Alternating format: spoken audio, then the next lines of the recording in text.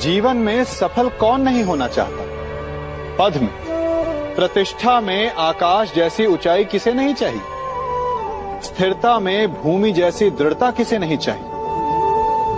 सभी को चाहिए, परंतु सफलता का पुष्प अपने साथ अहंकार का कांटा भी लाता है। सफलता आपको आनंद देती है, उपलब्धि आपको गर्व देती है, और फिर यही आनंद धीरे धीरे अहंकार में परिवर्तित हो जाता है, फिर अतिक्रमण में, और अंततः अन्याय में।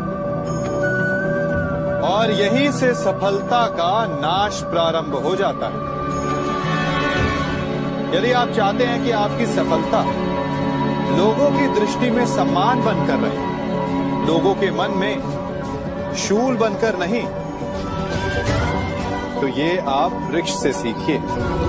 फलों से लदने के पश्चात वो झुक जाता है। उसी प्रकार सफलता मिलने पर विनम्रता अधिक आवश्यक है, और जीवन में अधिक सफलता पाने के लिए या पाने पर और अधिक विनम्र हो जाना चाहिए। संसार का सबसे बड़ा पाप क्या है?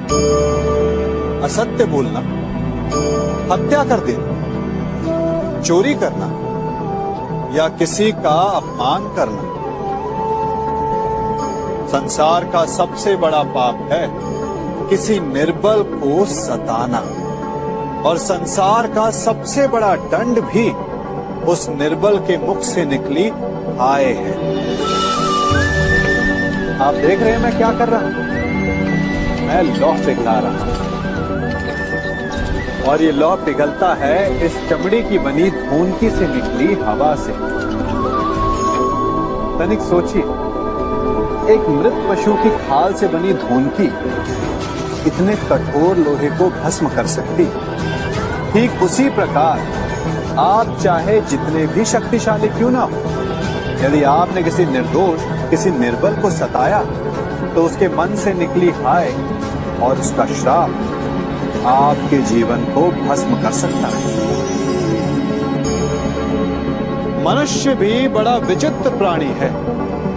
अपनों से नीचे के स्तर के लोगों को वो हे दृष्टि से देखता है, उनका उपहास उड़ाता है, उनसे बार बार कहता है कि तुम्हारा कुछ नहीं हो सकता, तुम भविष्य में कुछ नहीं कर पाओगे।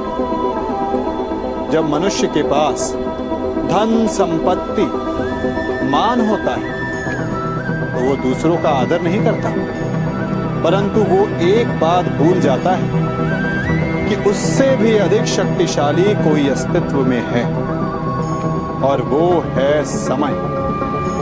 काल काल अपना चक्र कब बदलेगा ये कोई नहीं जानता। समय अपनी करवट कब लेगा ये कोई नहीं जानता।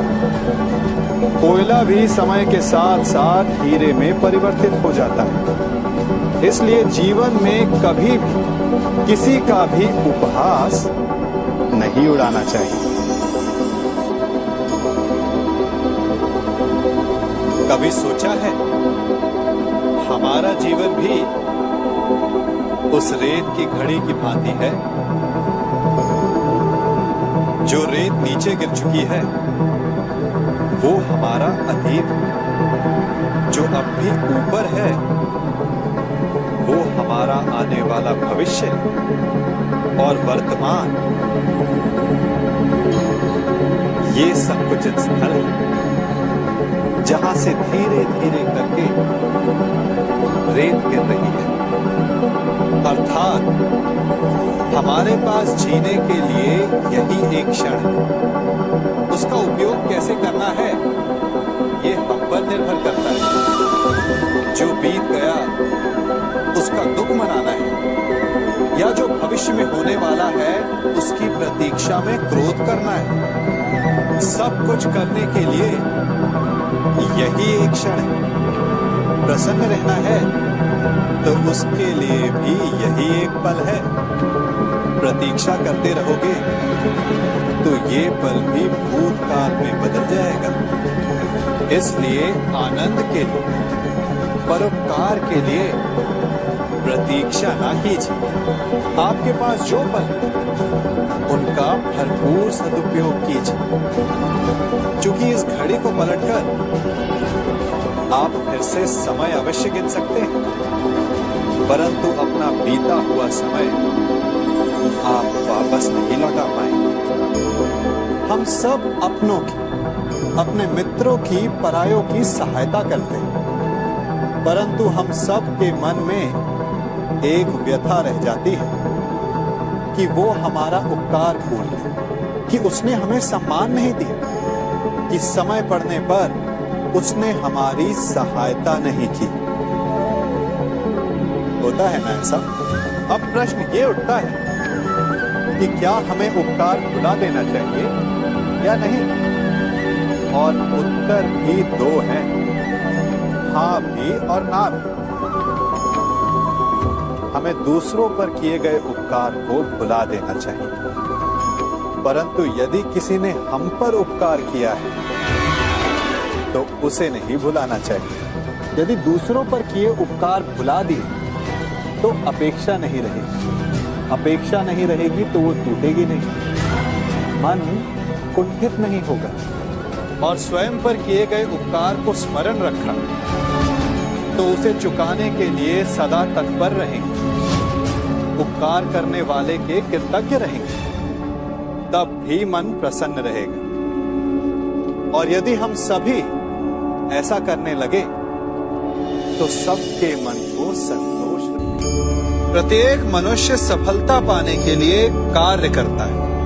कुछ सफल होते हैं, कुछ नहीं होते, और जो सफल नहीं होते वो सदा अपनी असफलता का कारण या तो अपनी परिस्थितियों को बताते हैं या अपने सहयोगियों को दोषी ठहराते हैं। परंतु क्या वास्तविकता में ऐसा ही होता है? क्या कोई परिस्थिति या कोई व्यक्ति किसी की असफलता का कारण बन सकते हैं? उत्तर हाँ भी है और ना भी। कैसे? आप इस तितली को देख रहे हैं?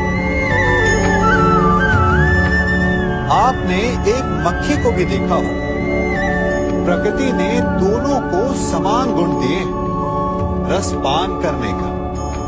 एक तितली फूलों पर जाकर उसका रस लेती और इस अवस्था में नए फूल खिलने की व्यवस्था भी करती है, और मक्खी घाव पर बैठती है, घाव को सड़ाती है और रोग भी फैलाती है। यदि इसमें किसी बात का अंतर है तो केवल सोच का। यदि आप उचित मार्ग चुनेंगे तो आपको सफलता मिलेगी, आप में उत्साह बढ़ेगा, और यदि आप अनुचित मार्ग चुनेंगे तो आपको असफलता मिलेगी, निराशा मिलेगी। अब उचित मार्ग चुनना है या अनुचित मार्ग, ये निर्णय तो आप पर निर्भर करता है।